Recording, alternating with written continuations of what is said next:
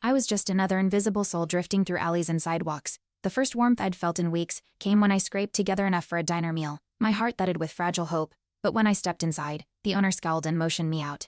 My attempt at dignity shattered. I huddled in the cold again, arms crossed tightly, my change cup rested by my side, a frail monument to effort. The door slammed behind me like an answer. Then she came, Nadine Turner, fur-lined coat, stiff expression. I thought she might offer bread or kindness.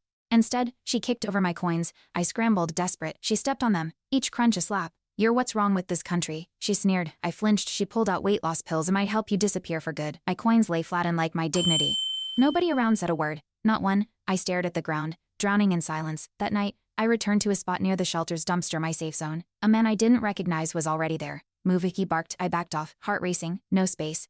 No protection. I curled against the fence instead. Cold metal bit my skin. My crushed coins clinked in my pocket, a cruel reminder. I whispered, "Just one place to be left alone. That's all." In a flashback, I remembered the library, warmed, my last job, clean clothes. Fine nods. One afternoon, I'd offered my sandwich to a kid. My manager, Nadine Turner, scolded me. "Boundaries, Harper. We're not a charity." I smiled politely then. Ashamed now, she saw kindness as weakness. That memory burned brighter now. Her cruelty wasn't new. It had always been polished, veiled in policy. A week later, I approached the church pantry. A volunteer paused, eyes scanning my face. "Sorry, ma'am. Liz says you've been here twice already." I blinked. That wasn't true. Must be a mix-up. But he shrugged and turned.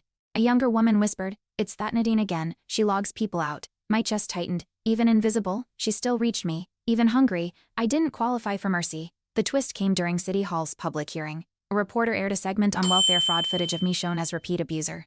My face blurred, but I knew the coat, the coins. Nadine had submitted it. Community alert, she called it. My cheeks burned. That final blow erased me from more than lines from dignity. They cheered her, applauded. I sat outside, trembling, still hungry. I stayed on that bench through dusk. One crushed coin warmed in my palm, not from hope but from the heat of survival. I didn't cry, I didn't scream, I existed. That was resistance, that was enough. Nadine smirks. "Couldn't undo that." No one could. I curled tighter and breathed through the ache.